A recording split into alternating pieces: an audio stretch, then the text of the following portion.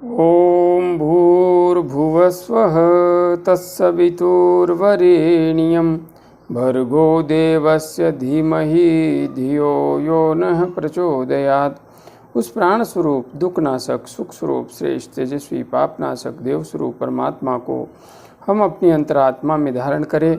वह परमात्मा हमारी बुद्धि को सतमार्ग की ओर प्रेरित करे। भाइयों बहनों, जय श्री राम, जय गुरुदेव, जय माँ आदिशक्ति। आप सभी भाइयों बहनों की साधना से संबंधित जिज्ञासाओं का समाधान करते हुए मैं आज प्रथम जिज्ञासा सम्मिलित कर रहा हूँ। बहन शशि तिवारी जी ने अपनी जिज्ञासा प्रकट करते हुए लिखा है, गुरुजी सादर चरण स्पर्श। बहन खुश रहिए, माँ की कृपा आप पर हमेशा बनी रहे। गुरुजी ध्यान करते वक्त और प्राणायाम करते वक्त मूलाधार चक्र के स्थान पर बहुत ज़्यादा जलन एवं गर्माहट महसूस होती है। मैंने अभी तक मूलाधार चक्र पर ध्यान नहीं किया, फिर भी ऐसा हो रहा है। और आज मेरे सर पर तालू के स्थान पर चुनचुनाहट जैसा महसूस हुआ। इसका क्या मतलब है? गुरुजी, मैं जब से मंत्रों का जप कर रही हूँ तब से कभी मेरे बाएं पैर से, कभी मेरे अंगूठे से और आज मेरी बाईं आँख से जैसे कुछ गर्म सा निकल रहा है और जलन सा महसूस होता है। यह क्या है? गुरुजी, मेरी समझ में कुछ नहीं आ रहा है। यह क्यों हो रहा है? मैं अभी आपके बताए हुए अनुसार प्राणायाम एवं आज्ञा चक्र पर ध्यान कर रही हूँ। कृपया मेरा मार्गदर्शन करें। बहन, आप मेरे बताए अनुसार साधना के मार्ग पर आगे बढ़ रही हैं और एक बात निश्चित रूप से समझ लीजिए, आप अध्यात्म के पथ पर, आप कुंडलिनी के पथ पर सबसे विज्ञान युक्त मार्ग से आगे बढ़ रही है। यह ऐसा मार्ग है जिस पर आगे बढ़ने वाले को परिणाम प्राप्त होता ही होता है। आप क्रिया कर रही हैं, प्रतिक्रिया आने लगी है। आपने यहाँ पर जो कुछ लिखा है थोड़ा सा उसका विश्लेषण कर लेते हैं। आपने लिखा है, ध्यान करते वक्त, प्राणायाम करते वक्त मूलाधार चक्र के स्थान पर बहुत ज़्यादा जलन एवं गर्माहट महसूस होती है। मैंने अभी तक मूलाधार चक्र पर ध्यान नहीं किया, फिर भी ऐसा हो रहा है। बहन, आप आज्ञा चक्र पर ही ध्यान कर रही हैं, किंतु ऊर्जा पर प्रभाव मूलाधार चक्र से ही होना प्रारंभ होता है। आज्ञा चक्र एक ऐसा चक्र है जो नीचे की संपूर्ण ऊर्जा को स्वतः ही ऊर्ध्व खींच लेता है। इसलिए आप सही विधि से ध्यान कर रही हैं। इस वजह से आपके अंतस्थ में क्रिया होने लगी है। इससे डरने घबराने की आवश्यकता नहीं है। आप निरंतर आगे बढ़ती रहिए। मैंने अभी तक मूलाधार चक्र पर ध्यान नहीं किया, फिर भी ऐसा हो रहा है और आज मेरे सर पर तालू के स्थान पर चुनचुनाहट जैसा महसूस हुआ। आपने मूलाधार चक्र पर ध्यान नहीं किया, फिर भी ऐसा होगा। होने दीजिए, बस आप ध्यान करती रहिए। नीचे के चक्रों पर ध्यान करने के लिए जब मैं कहूँगा उसके बाद ही आपको ध्यान करना है। अभी आप सिर्फ आज्ञा चक्र पर ध्यान कीजिए। और हाँ, यदि आवश्यकता महसूस हो, यदि आपको आज्ञा चक्र पर अत्यधिक दबाव का एहसास होने लगे, उस स्थिति में आप ललाट मध्य ध्यान कर सकती हैं और उससे ऊपर सहस्रार चक्र पर भी ध्यान कर सकती हैं।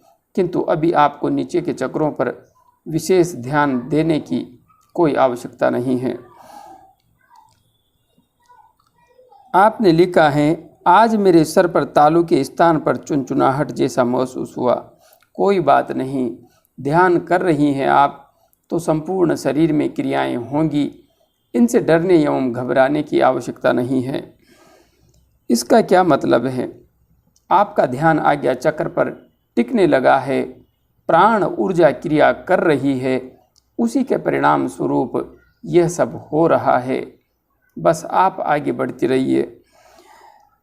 मैं जब से मंत्रों का जप कर रही हूँ तब से कभी मेरे बाएं पैर में, कभी मेरे अंगूठे में, बहिन यहाँ पर जो कुछ भी हो रहा है साधना का परिणाम है। साधना का विज्ञान आपके शरीर में घटित होने लगा है। बस आप आगे बढ़ती रहिए, डरिए मत, घबराइए मत। हाँ, मार्ग पर चलते हुए कुछ उलझने, कुछ अटपटापन अवश्य होता है, किंतु इससे डरने की आवश्यकता नहीं है। मैं बैठा हुआ हूँ, किसी को भी बिल्कुल भी डरने की आवश्यकता नहीं है। बस आप आगे बढ़ती रहिए। आगे श्रीमान कैलाश चौधरी जी ने अपनी जिज्ञासा प्रकट करते हुए लिखा है, हमारे मस्तिष्क पर शहद है ऐसा लगता है और माथे पर चींटियाँ चल रही है ऐसा लगता है, मार्गदर्शन कीजिए। श्रीमान कैलाश चौधरी जी, मस्तिष्क में शहद है, वैसे आपने शब्द शुद्ध नहीं लिखा है, किंतु मैंने यही समझा है कि आपने शहद जैसा शब्द काम में लिया है। आप यह कहना चाहते हैं कि ध्यान करते हुए आपको मस्तिष्क में मीठे मीठे द्रव का एहसास होता है। तो यदि आपको ऐसा हो रहा है तो स्पष्ट है आपको अमृत तत्व की प्राप्ति होने लगी है। यह आपके लिए बहुत सुंदर स्थिति है। आप निरंतर आगे बढ़ते रहिए। और माथे पर चींटियाँ चल रही है, चींटियाँ चल रही है, यह स्पष्ट संकेत है कि आपका ध्यान टिक गया है और उसके परिणाम स्वरूप मस्तिष्क में ऊर्जा सक्रिय होने लगी है, प्राण ऊर्जा कार्य करने लगी है, जिसकी वजह से आपको ये लक्षण आ रहे हैं। आगे श्रीमान राम पुकार निषाद जी ने अपनी जिज्ञासा प्रकट करते हुए लिखा है, प्रणाम गुरु जी, प्रणाम राम पुकार जी, खुश रहिए। गुरु जी, 2-4 घंटे में कितनी बार, 24 घंटे में कितनी बार भोजन करना चाहिए और कितना? राम पुकार जी, 24 घंटे में कितनी बार भोजन करना चाहिए? आप कितनी बार भोजन करना चाहते हैं? वैसे मैं तो 2 बार करता हूँ, सुबह अर्थात 10 बजे के लगभग और फिर रात को साधना करने के बाद 8:30-9 बजे तक। वैसे नियम यह कहता है कि सूर्यास्त से पूर्व भोजन कर लेना चाहिए, किंतु मेरी तो साधना ही 8:30 बजे के लगभग समाप्त होती है। और जहाँ तक बात है भोजन की, तो भोजन करके साधना की नहीं जा सकती, इसलिए साधना करने के बाद ही भोजन किया जा सकता है। अब स्थिति ऐसी है कि आपका पेट भूखा भी न रहे और आप अधिक ठूस ठूस कर भी न खाएं, इस हिसाब से भोजन कीजिए। हाँ, मैंने व्यक्तिगत रूप से यही अनुभव किया है कि साधक को 2 समय से अधिक भोजन नहीं करना चाहिए, और जब भोजन करें तो उसमें भी जितनी भूख है उससे, अर्थात जैसे 4 रोटी की भूख है तो आपको 3 रोटी ही खानी चाहिए अधिकतम, इससे अधिक नहीं खाना चाहिए। बस इतना सा ध्यान रखिए। बाकी आप 2 बार खाना खाने के बाद भी यदि आपको भूख लगती है तो बीच में थोड़ा सा हल्का सा कुछ ले सकते हैं, किंतु यह ध्यान रखें कि जो आपने खाया है वह साधना का समय होने तक पेट में पचा है या नहीं। यदि नहीं पचेगा तो आप ध्यान के मार्ग पर गति नहीं कर पाएंगे।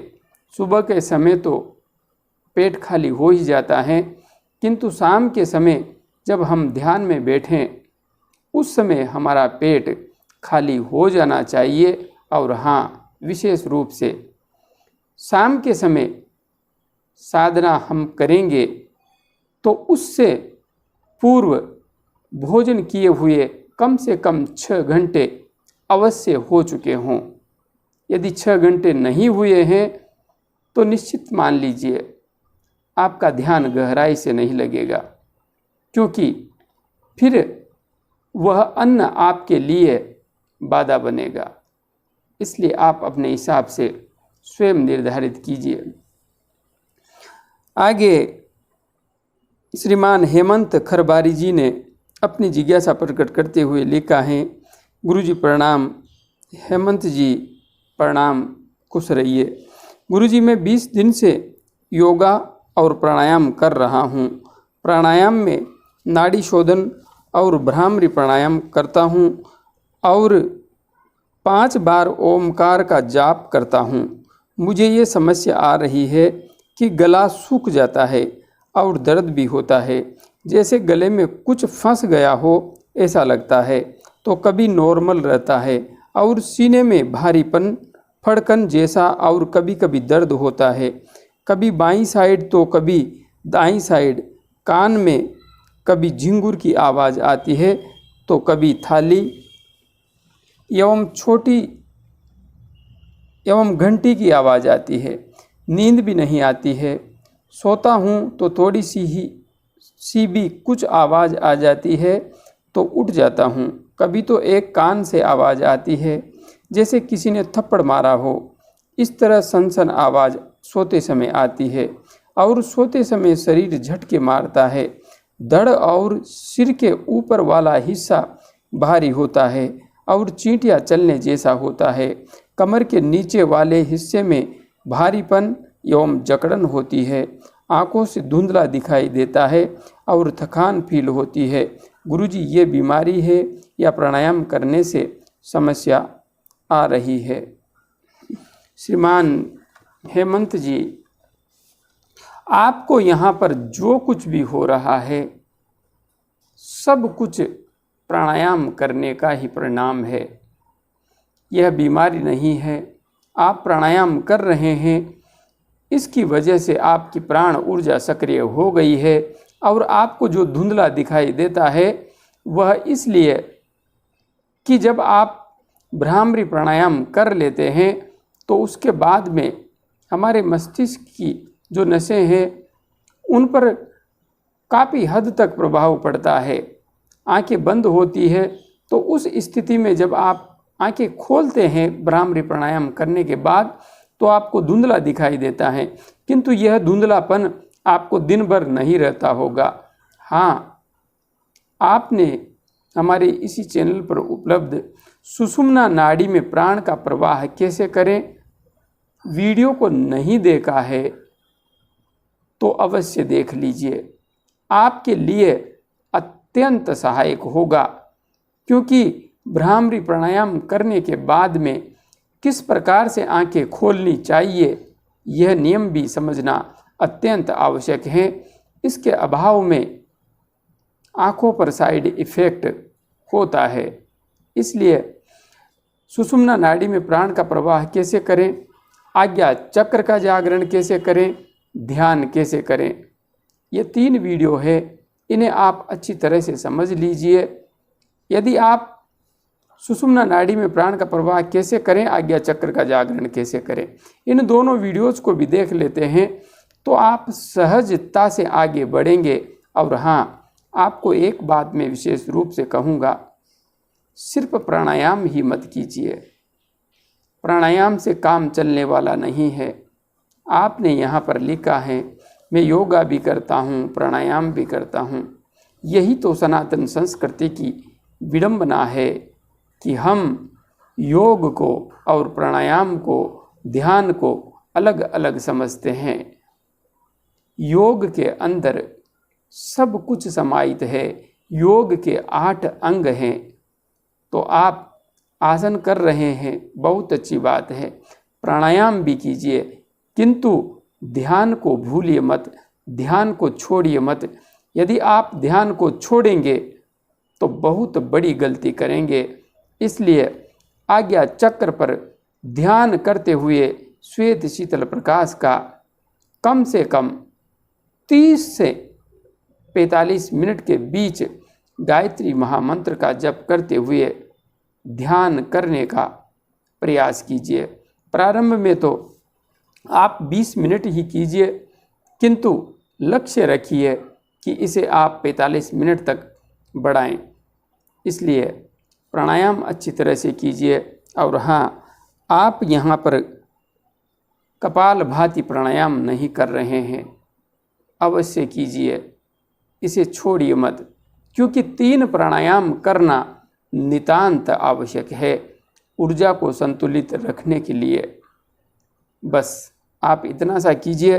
बाकी आपको जो कुछ भी यहाँ पर हो रहा है, सब कुछ ऊर्जा के सक्रिय होने के स्पष्ट लक्षण है। स्पष्ट, बिल्कुल स्पष्ट लक्षण है। आपको नाद भी सुनाई देने लगा है और सब कुछ बाकी ठीक है। आपकी गति सही है, सही दिशा पर आप आगे बढ़ रहे हैं। किंतु सुषुम्ना नाड़ी में प्राण का प्रवाह कैसे करें और आज्ञा चक्र का जागरण कैसे करें, वीडियोस को देख करके सही तरीके से आगे बढ़िए, फिर सब कुछ ठीक होगा। जय गुरुदेव, जय मां आदिशक्ति।